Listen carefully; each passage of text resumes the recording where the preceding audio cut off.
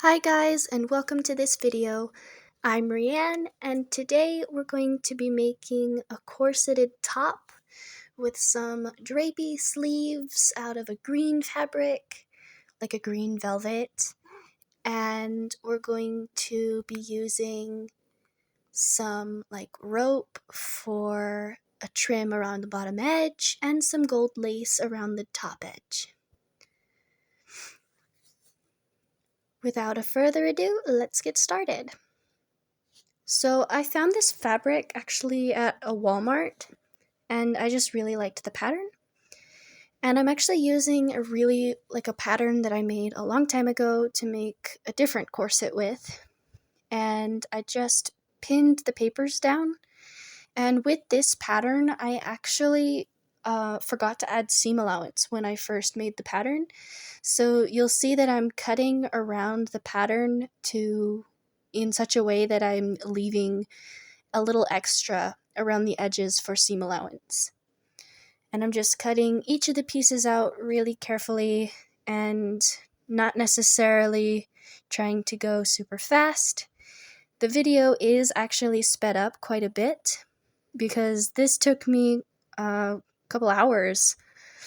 We had time to watch 2 different movies. More. Actually, it might have been more like 3 movies. Anyway, I have my little crochet buddy that a friend made for me, and it has been a sort of makeshift pincushion because I wasn't sure what else to do with it and I didn't have a pincushion. Once I had all of the pieces cut out of the fabric that I wanted to show, I chose some leftover fabric from a different project in this white to be the lining. And then I kind of just arranged the pieces for the top layer on it and pinned them down. And then I'm going to cut it out right up against the edge of the fabric because the fabric was cut out with seam allowance. And that's Velvet. She coming to say hi and make sure I'm doing everything correctly.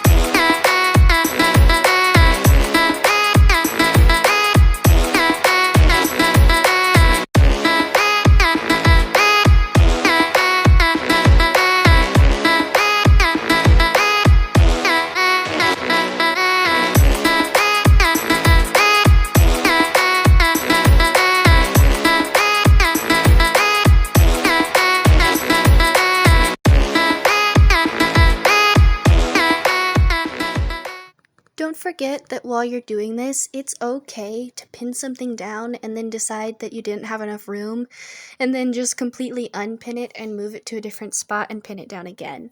It's better to make sure you do it correctly and have to kind of reposition things than it is to start cutting and realize you don't have enough room and then accidentally ruin a chunk of the fabric you were going to use. So just cut out right around the edges like I said before.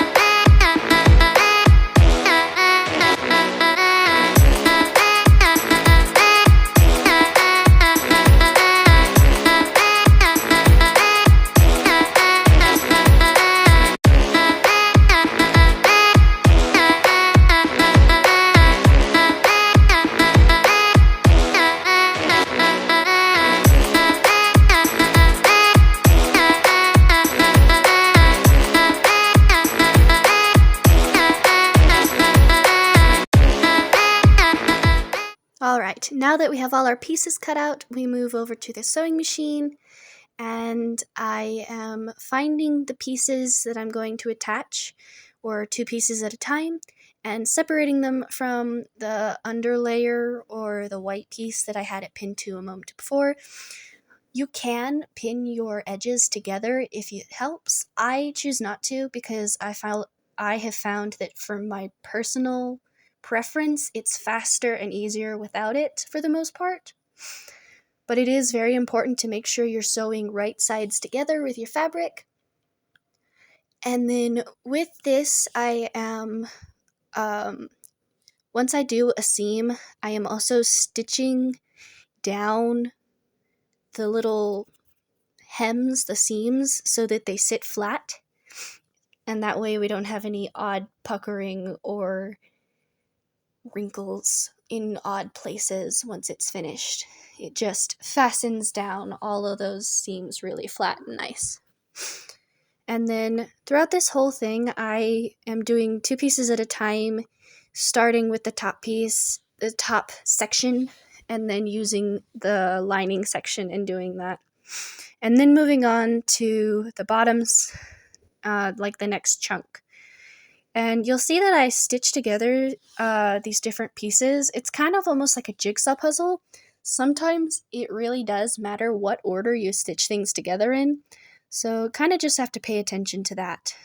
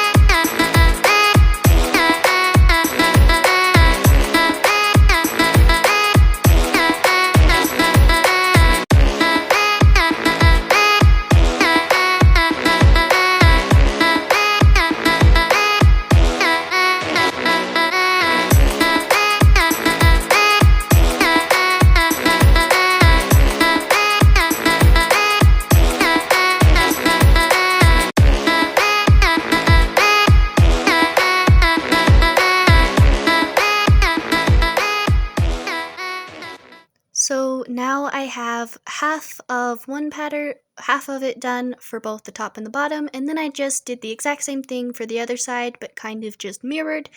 And right here you can see that I am stitching the two halves together straight down the front seam, and then stitching down that seam to sit really flat and nice.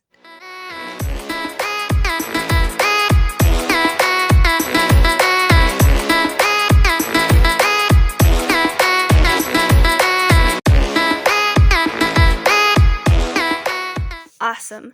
Now that we have both the lining and the outside stitched together all the way we want it, we're going to start stitching the lining to the actual fabric that's going to show.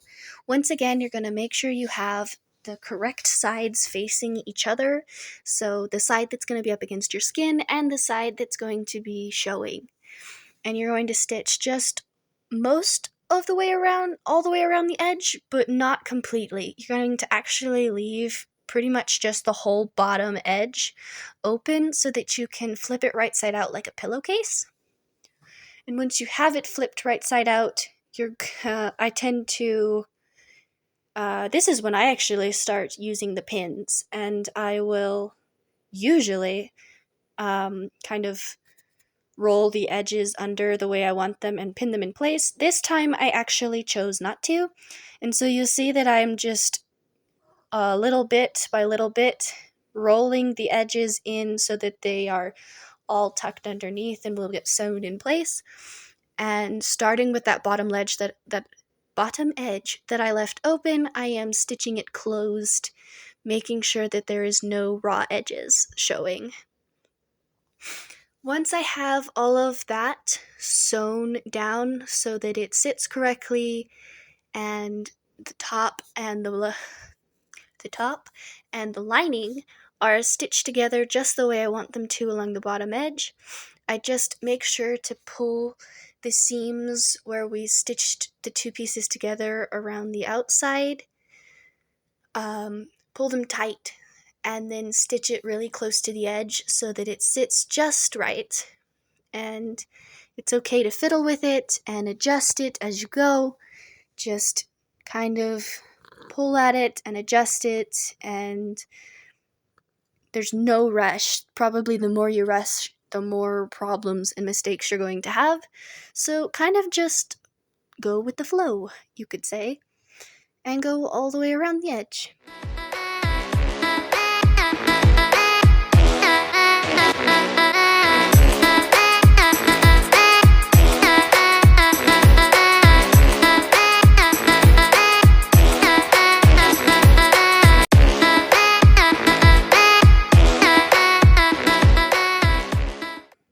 Once you have all of the seams around the edges done, you're going to sew in little pockets or channels for boning, or at least I did. And you're going to kind of just leave a little channel, a little space, just wide enough for the boning to go into, and you're going to stitch that into place. I put one along both of the edges where it would have lacing, like a lace-up corset back, and then I also put one straight down the front seam. And then I used just some simple plastic boning from Hobby Lobby and kind of just laid it down flat so that it sat where I wanted it. And then cut it, and then it comes in that little white fabric channel of its own. I prefer to take it out of the white and just put it in by itself. I don't know if that's correct, that's just my preference. And just since we did sew all the way around, all of the channels are actually closed, and so I just use a seam ripper and carefully reopen the end of each channel, put in the boning, and then sew them closed again. Now it's time to put in the grommets. I use the tools to I use a special tool that I actually got in the leatherworking section at Hobby Lobby to punch the holes, and oddly enough, it was fighting me and not really working, so I had to use the scissors, the little thread scissors, to help make sure that the holes were actually there well enough to put the grommet through. Once the grommet could go through the hole, I used the grommet tool that I also got at Hobby Lobby to press the grommets into place. Depending on what grommets you use and how much you use the tool, it can make your hands hurt, and I have actually bruised my palms in the past, so just be aware of that. And you're just going to go all the way up one side and down the other, and just be careful to at least try to space the grommets evenly and try not to put them too far apart, because both of those things can either cause it to look odd or be problematic.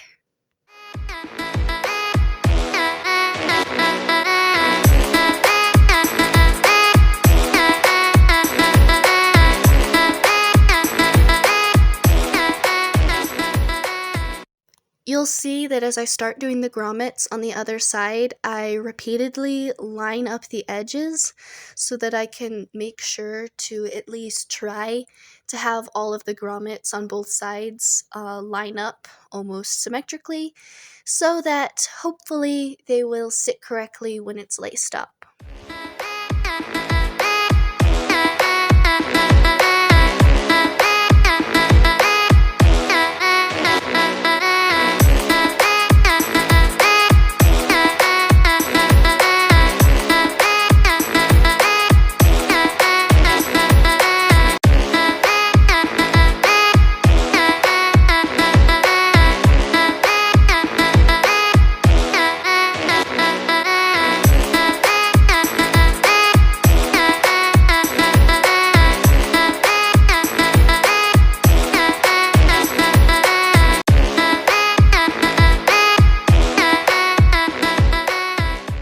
Once you have all of your grommets in place, you can start adding any little details that you like. I decided to put this gold lace around the top edge as almost a trim or just some simple detailing.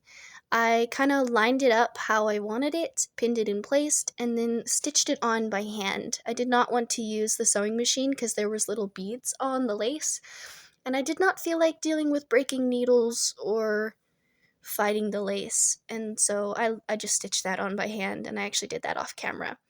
Right here you can see that I am pinning the rope, it's almost like a rope, along the bottom edge to be a sort of trim. I stitched that on by hand as well.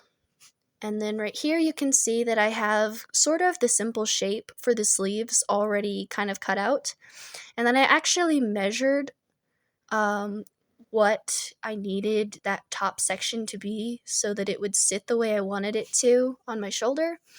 And then I had the top onto the mannequin and just sort of pinned in place. And once I had that how I wanted it to, and both of the sleeves cut out to the right shape, I kind of just draped them on the mannequin and then hand stitched them on to the top. And I just tucked them in underneath. They're not attached in the front area where you would see like a funky seam or anything. And I actually left all of the edges on these little sleeve pieces raw.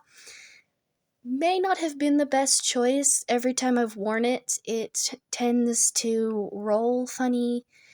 It would probably be better to have hemmed the edges.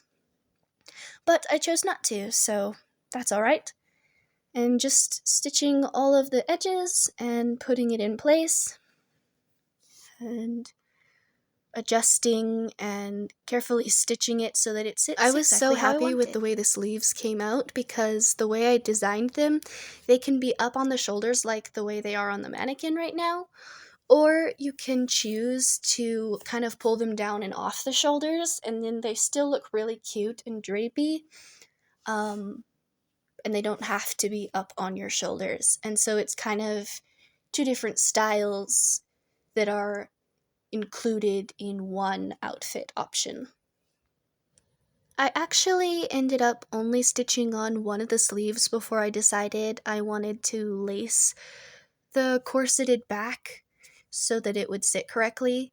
And so I went ahead and laced it with an X pattern and then just tied it closed so that it would sit tight on the mannequin while I finished stowing. Yeah, totally, that's not a word.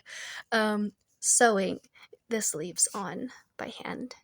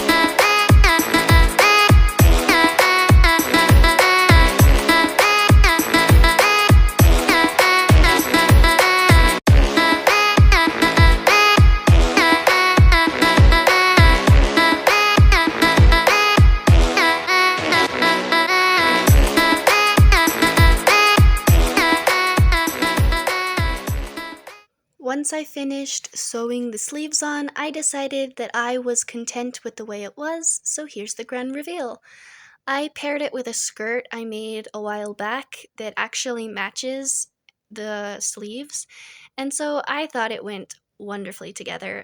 Thank you so much for watching. Feel free to leave a comment and leave any suggestions you may have. See you later!